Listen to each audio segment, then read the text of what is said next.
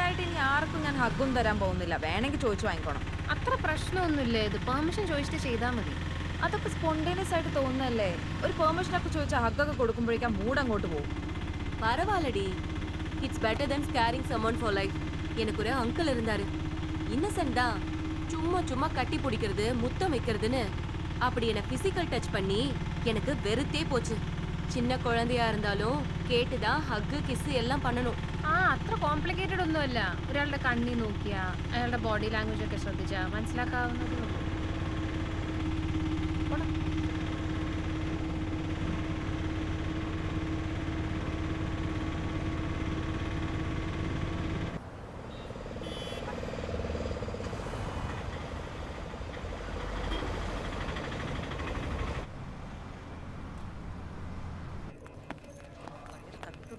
ആദ്യം പാൻട്രി പോയി എന്തെങ്കിലും കഴിക്കാം. അത് കഴിഞ്ഞ് മതി ചോദ്യമൊക്കെ. Hi, Aku. What happened? Sorry da. Da.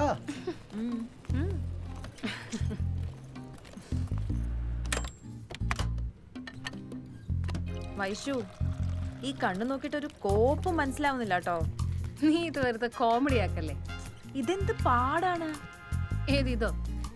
ഇതല്ല അത്. അത് കുറച്ച് പാടാ.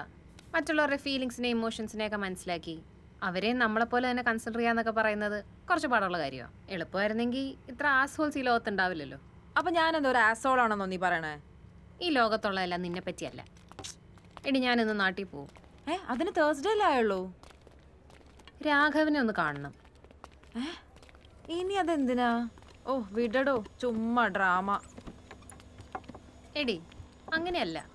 നിങ്ങളോട് സംസാരിച്ചപ്പോൾ ഞാൻ ഒരു കാര്യം മനസ്സിലാക്കി.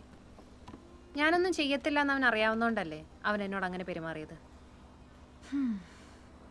He knew there wouldn't be any consequences. ഞാനൊന്നും മിണ്ടിയില്ലെങ്കിൽ അവൻ വിചാരിച്ചത് കറക്റ്റ് ആവത്തില്ലേ?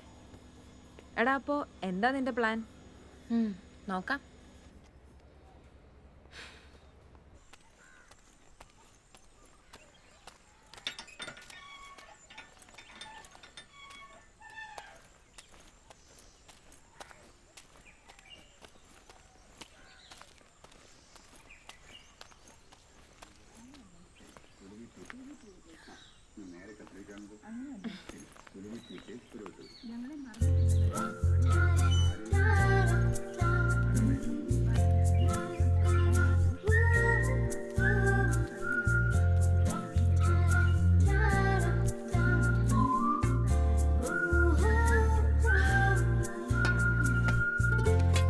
വൈഷു, മീൻ കറി മാത്രല്ല വറുത്തതും ഉണ്ട് കേട്ടോ.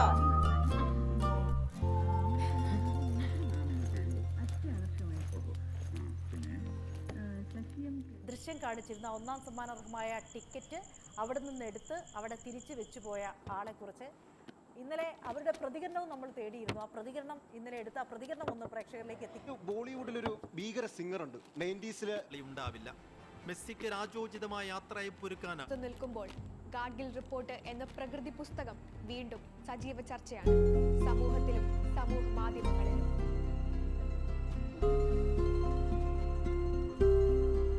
എന്താണ് ഗാഡ്ഗിൽ റിപ്പോർട്ട്? ലോകത്തെ 8 പ്രധാന ജൈവ വൈവിധ്യ സമ്പന്ന സ്ഥലങ്ങളിൽ ഒന്നാണ് പശ്ചിമഘട്ടം. മനുഷ്യരുടെ കടന്നുകയറ്റവും കാലാവസ്ഥയിലെ മാറ്റങ്ങളും പശ്ചിമഘട്ടത്തിലെ നിരവധി സസ്യങ്ങളെയും ജീവജാലങ്ങളെയും ഇല്ലാതാക്കിയെന്ന് നേരത്തെ തന്നെ പരിസ്ഥിതി ഗവേഷകർ കണ്ടെത്തിയിരുന്നു. ഇവിടുത്തെ പരിസ്ഥിതി നാശത്തെക്കുറിച്ച് ഒരുപാട് പഠന റിപ്പോർട്ടുകളും പ്രബന്ധങ്ങളും പുറത്തു വന്നു. ഒടുവിൽ ദേശീയ ഹരിത ട്രൈബ്യൂണലിന്റെ നിർദ്ദേശപ്രകാരം കേന്ദ്ര സർക്കാർ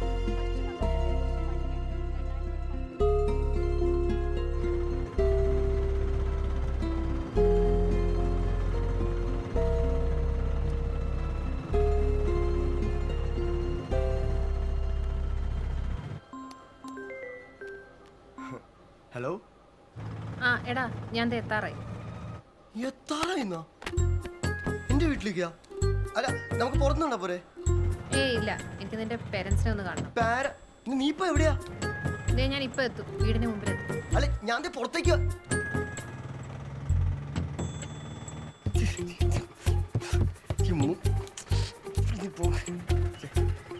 വൈഷു ആഹാ, പുതിയ ഫാഷന് എന്താ ഇവിടെ മാജിക്.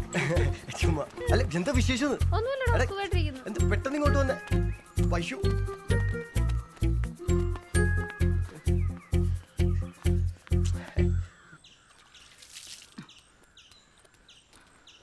ആ, ഹായ് ആന്റി, എന്നെ ഓർമ്മയുണ്ടോ?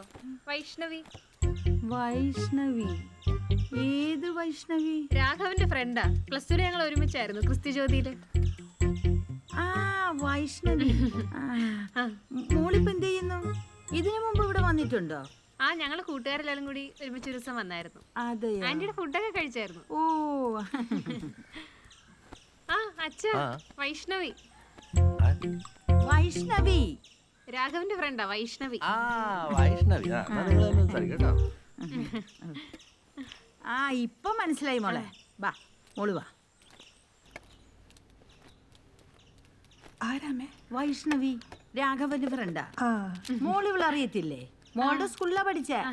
മോളെക്കാളും കുറെ സീനിയർ ആയിരിക്കും. ഓ കൊറേ സീനിയർ ഒന്നും അല്ല, ഞാൻ സ്കൂളിൽ വെച്ച് കണ്ടിട്ടുണ്ട്. നല്ല മുഖപരിചയം തോന്നുന്നു. എടാ നീ പല്ല് തേച്ചി വാ, വന്നിരിക്കും, വാ കഴിക്കാം. വൈഷ്ണവി മോള് അവൾക്ക് എന്തെങ്കിലും തിരക്കുണ്ടാവും അല്ലേ? എനിക്ക് ഒരു തിരക്കുമില്ല. 2 ഉച്ചിപ്പുട്ട് കഴിച്ചിട്ടേ ഞാൻ പോന്നുള്ളൂ. വാ അമ്മേ. ആ അത് തന്നെ, വാ. മോളെ എന്നാ ഉണ്ട് 1 മാസ ശമ്പളം? കുഴപ്പമില്ല അങ്കിളെ, മോശമില്ലാത്തൊരു സാലറി ഉണ്ട്. ഇവനും കിട്ടത്തില്ലേ നാട്ടിലൊരു ജോലി? കുറച്ച് നാളായിട്ട് ഞാൻ പറയുന്നുണ്ട് നാട്ടിലോട്ട് പോരെ. എവിടെ പറഞ്ഞാ കേക്കണ്ടേ?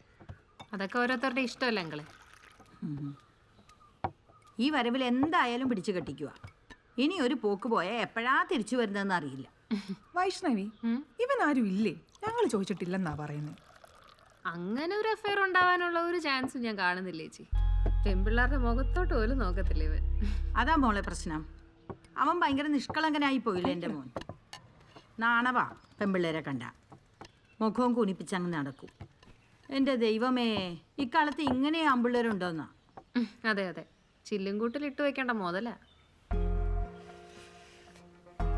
മോളെ, മോളുടെ ഓഫീസിൽ ഫ്രണ്ട്സോ മറ്റോ ഉണ്ടോ? എങ്കിൽ പറയട്ടാ, ഇവൻ ആലോചിക്കാം. അയ്യേ, ഞാൻ എന്റെ ഫ്രണ്ട്സിനൊന്നും ഇവൻ ആലോചിക്കത്തില്ല. അയ്യോ അങ്ങനെയല്ല, ഇവന് കുറച്ച് ഹൈ ലെവൽ പെമ്പിള്ളേരാണ് ആവശ്യം. ഇവന്റെ സൗന്ദര്യത്തിനും ജോലിക്കൊക്കെ പറ്റിയ. അത് ശരിയാണ്.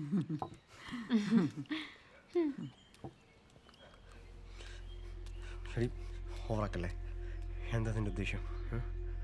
എന്റെ ഉദ്ദേശം പറഞ്ഞാൽ നീ സാധിച്ചു തരുമോ? ആ പറ.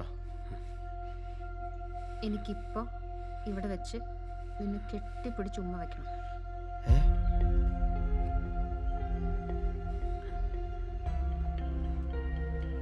നമുക്ക് പുറത്തേക്ക് കാണാം.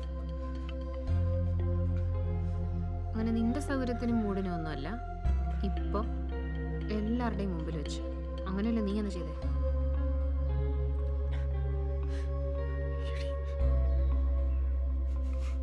എന്താണ് രണ്ടുപേരും കൂടി ഒരു രഹസ്യം പറിച്ചില്? ഇനി നിങ്ങൾ തമ്മിൽ വല്ലോ? അയ്യേ, ഞാനിവനൊരു ആണായിട്ട് പോലും കണ്ടിട്ടില്ല. അല്ല, ഇവനെ ഞാൻ എൻ്റെ മറ്റു ഗേൾഫ്രണ്ട്സിനെ പോലെ തന്നെ കണ്ടിട്ടുള്ളൂ. ഞങ്ങൾ അങ്ങനെ ഒരു ബന്ധാ അല്ലേടാ. പക്ഷേ എല്ലാരും സോറി. എന്തുവേണേലും ചെയ്യാം. നീ പറയണ എന്ത് വേണേലും ചെയ്യാം. സോറി, ക്ഷമിക്ക്.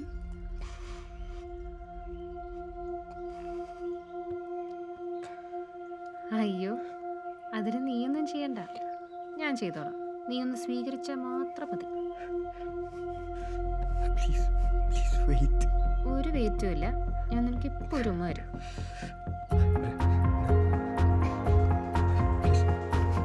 Three, 2, 1.